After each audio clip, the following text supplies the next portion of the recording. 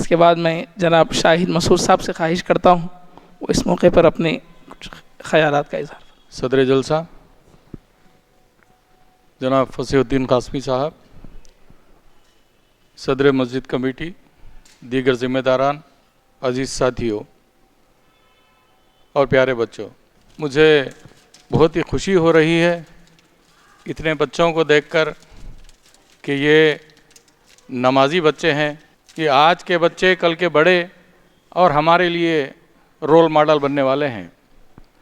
मैं इस मस्जिद के कमेटी के ज़िम्मेदारों को मुबारकबाद देता हूं और जिन्होंने भी इसको स्पॉन्सर किया है वो काबिल मुबारकबाद हैं कि इन बच्चों को नमाज की तरफ राग़िब करने के लिए एक बहुत ही अच्छा कदम उठाया है, वो भी जबकि सरमा का मौसम चल रहा है। इस मौसम में जबकि बड़े भी आने के लिए आगे पीछे होते हैं, ये बच्चे नन्हे मुन्ने बच्चे नमाज की पाबंदी किए हैं, बताया गया है, बहुत ही अच्छी बात है, अल्हम्दुलिल्लाह। दरअसल नमाज हम पर फ़र्ज़ कर दी गई है, 5 नमाज़ें हर मुसलमान पर फ़र्ज़ है, किसी भी हाल में नमाज को छोड़ नहीं सकते। खड़े कर अगर पढ़ नहीं सकते तो बैठ के पढ़ेंगे, बैठ कर नहीं पढ़ सकते तो लेट कर भी पढ़ने का हुक्म है, लेट कर हाथ भी नहीं उठा सकते, इशारों से पढ़ने का भी हुक्म है। बहरहाल नमाज किसी सूरत में माफ़ नहीं है। तो इस लिहाज से नमाज की अहमियत को बताने के लिए जो इक़दाम उठाया गया है ये काबिल मुबारकबाद है, और वो भी फ़जर की नमाज। फ़जर की नमाज में जहाँ मैं जाता हूँ, मैं समझता हूँ 1 या 2 बच्चा जो है नज़र आया है आज सुबह की फ़जर की नमाज में मुझे, मेरे अपने महल्ले की मस्जिद में।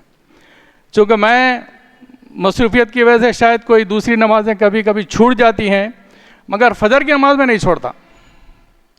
और कोई पूछे मुझे कि आपकी कामयाबी का राज क्या है, तो मैं फ़जर को ही बताऊँगा, इसलिए कि मैं फ़जर को जो है अब शुरू के दिनों से जो है मैं कभी छोड़ता नहीं था, और अल्हम्दुलिल्लाह कोशिश भी यह करता हूँ कि कभी हम तहज्जुद को भी उठे, अल्लाह ताला से गिड़गिड़ाएं, मांगे। मैं इन बच्चों से जो है मैं गुजारिश करता हूँ, उनको बताना चाहता हूँ कि ज़िंदगी में अगर कामयाबी चाहते हैं तो फ़जर को जो है आप उठना लाजिम बना लीजिए। करेंगे ना इंशाअल्लाह, अल्हम्दुलिल्लाह। तो ये सुबह उठने से होता ये है कि आदमी का माइंड जो है फ्रेश रहता। नमाज पढ़ के आते हैं, घर में आइए, तिलावत कीजिए, उसके बाद अपने काम काज में लग जाइए। कुरान को भी जो है पढ़ना ज़रूरी है।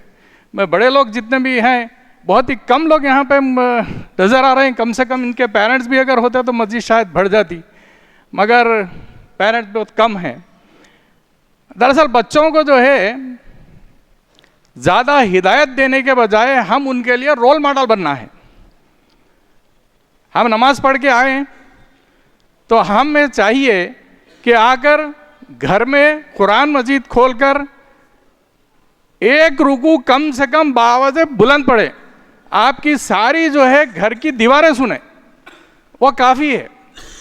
इससे बच्चे पे भी असर पड़ता है, बड़ों पर भी जो असर पड़ता है। जो नमाज के जो है हमारे मामले में ज़रा ढीलापन करते हैं या फिर कोताही करते हैं, उनको भी जो है अटेंटिव हो जाएंगे।